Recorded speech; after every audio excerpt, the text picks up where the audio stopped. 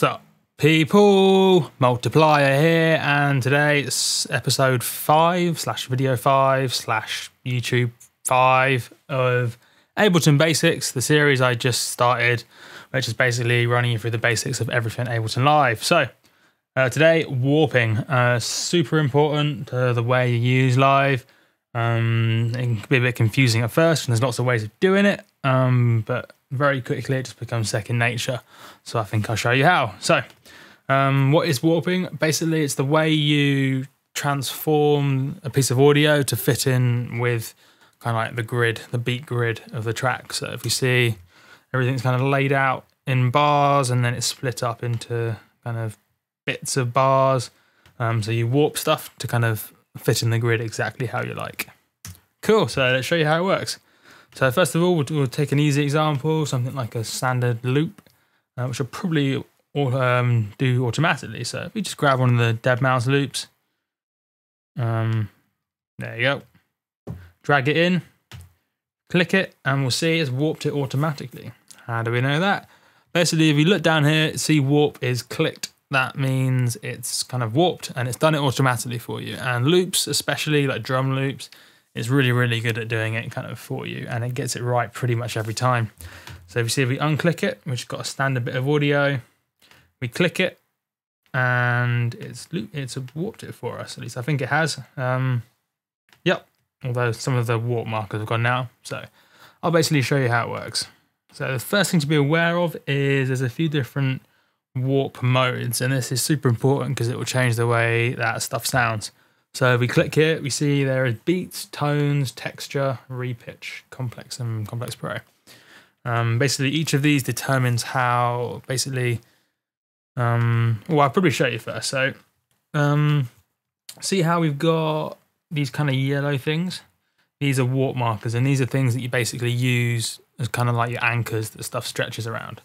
So if you want to kind of fix the endpoint, we kind of maybe zoom in a bit, and then we hover over and we'll see it kind of goes like a light grey thing for like a warp tag. And then you double click it, it turns yellow.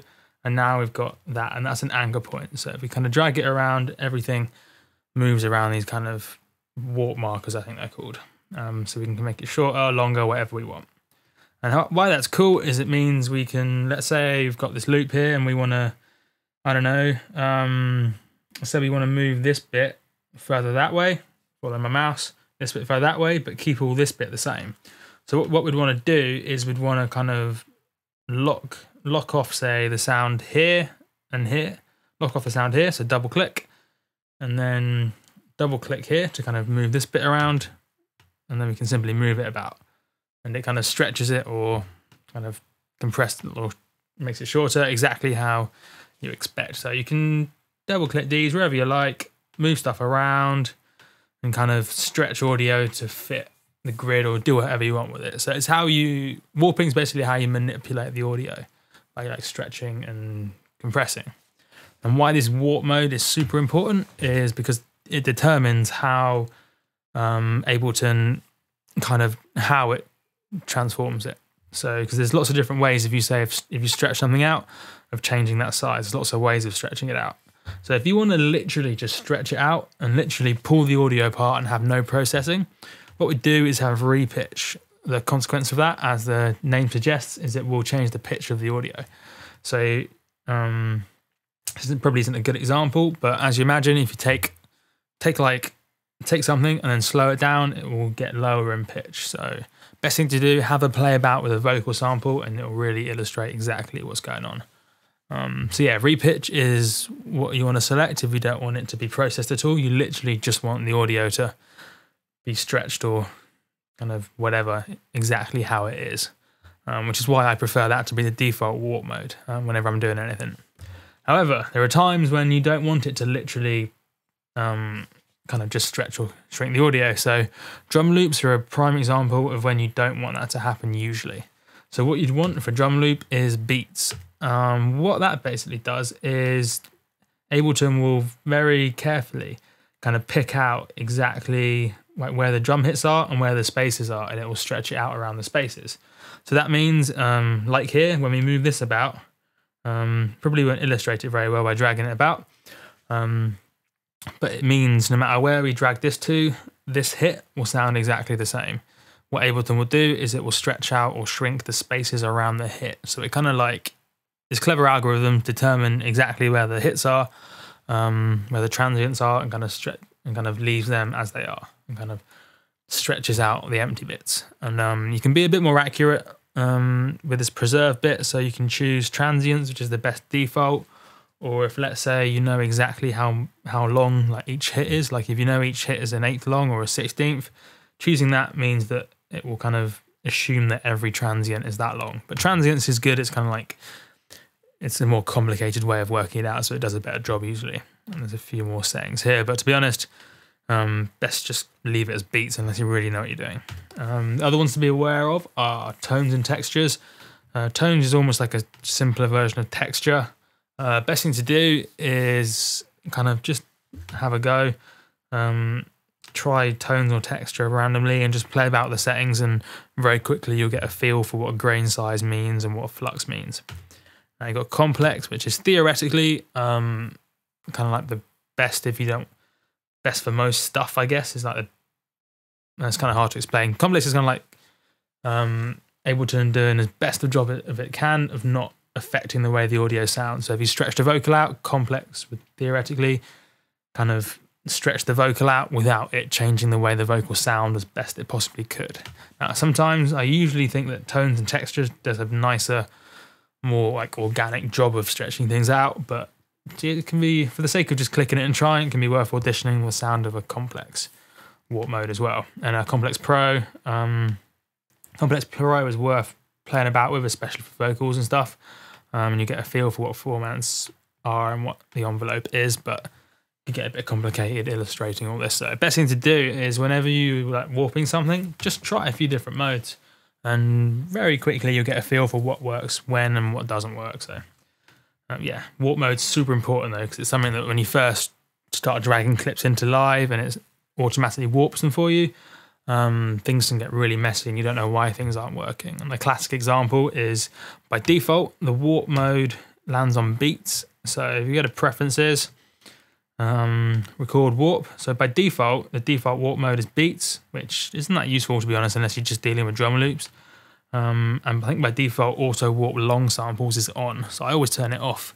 So what a lot of people can do is they can say like drag in a whole song or kind of like a long sample.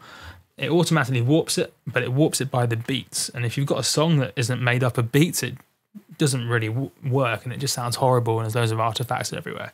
So you need to know what's going on with your warp modes. It's super important. Cool. So a few more warping tips. See these kind of, if you zoom in, you'll see these got these little arrows. This is where Ableton thinks the transients are. Now it does a pretty good job normally, to be honest. But you see here, like we zoomed in, this transient hasn't quite picked the right point. If we wanted to move it, hold down Shift, we can move down these little grey markers, and then we can just double click to make them yellow. So it can be useful if you want to be really accurate to zoom in and move stuff about. See if I can remember the other shortcut. So yeah, let's say we want to, I don't know, move this about. Oh yeah, here you go. Does that work? Oops, what's it doing? Stop. Right. Let's go back. So if we hold, oh yeah, there you go. I remembered it now. So yeah, if you hold Shift while kind of, what's it called? So like hold Shift on a yellow thing and then click, it'll move the track, not the warp marker. So that can be quite cool because sometimes you want to see how it moves. And if you've only got one warp marker, it can be quite a useful way of getting the starting one. So we get rid of everything so that this is the only marker. Zoom in, and then if we hold Shift, shut up. Right. Hold Shift and move. Why is that not? It's not doing what I thought it would. If we click that there. Oh yeah, there you go. So yeah, if say you're warping the start of a song or the start of a sample, but there's a bit of a gap at the beginning, but you want to move kind of the whole track along. So you want to move the whole track so it lines up with one. Hold Shift, click it, and that moves the whole thing by itself. So it can be useful just to kind of learn these shortcuts, but the best thing to do is honestly play about. Very quickly it becomes second nature. You're just grabbing shortcuts and it makes things so much quicker. I definitely recommend that. One last thing, I'll show you another good way of warping stuff, because it saves a lot of time. Let's find a good example of this. So if we go to, this is going to be a good example, Afrocentric rhythms. So if we pick, say, 120, drums. Okay, it's found that automatically. Bad example. Let's find a vocal. Yeah, let's try this one. Drag it out. Okay, perfect example. So we've dragged out this long vocal sample, which is like from a vocal sample pack, and we want to warp this to the grid. Now, from this sample pack, we know that this sample is at 117 BPM, because it's got 117 in it. However, how do we warp this to the grid without any drums there? What do? So basically, see, we got these warp markers. Get rid of the last one. And then we've got the first one. Now, because we know the sample's been made properly, all we literally need to do is click seg BPM and enter the name of the BPM we want. In this case, 117. Click, and it's warped it at 117 BPM, and it's all done for us perfectly. And now we know that it's all kind of on the beat. Now, you sometimes need to extend it like I did there, because often, especially with vocals, there's kind of like a pre-bar, like a bar before it starts. In this case, there's not much of a bar before it starts, but sometimes there is. So in this case, we've got an 8-bar segment, but it's got a pre-bar, because normally vocal samples do. So it can be useful just to warp things that way, just by kind of literally having a start point and then entering the BPM. Similarly with tracks, I can probably show you on a track. Let's go to music, prime example, this money making thing. How do we warp this? Well, what we do, wait for it to load, click warp, and then it's done a good job, but you see how our first warp marker is not on the beat? Now that's not good, because it should start on the beat. So what we need to do is, remember, like I said before, hold shift to move. If we hold over here, hold shift. Yeah, that's not doing what I thought it would. Maybe if we, oh, there you go, yeah. So you hold on the yellow one, hold shift, click and drag, and we can move the whole track to the start. And there you go, we've got it on the start. Now we can check simply by looking if it's all kind of lined up okay, and it looks like it's not. So if we drag around this seg BPM, we can get it so it looks about right. Now that looks about right. All the hits, it looks like they're lining up with the grid. And cool, perfect, there you go. So sometimes it can be as simple as getting especially for dance music that's all religiously to a grid, line up the first beat with the first marker, and then just drag around this BPM until it lines up exactly how you want, because pretty much everyone has a BPM like at an integer value. So pretty cool, right? There's a few other buttons here. Loop like does what it wants, and yeah, you've got like this times by or divide by 2, multiply by 2. That does what you expect. It basically just shifts everything by half or 2. There's a few other things here as well. That's not really warp related. And then I guess tones, you can transpose it down. So yeah, have a play about. Best thing to do with the warping. Do learn your shortcuts. It makes time, like, it just makes everything a lot quicker, basically. And yeah, that's pretty much it. Cool. It's been Multiplier. It's been video number 5 now.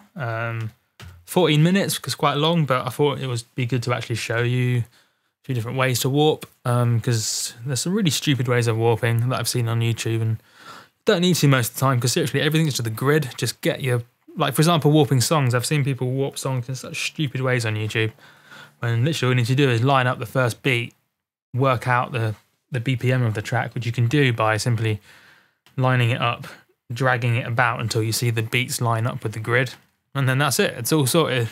Boom. Nice and easy. Exactly how you need it. And yeah, cool. Hope you liked it.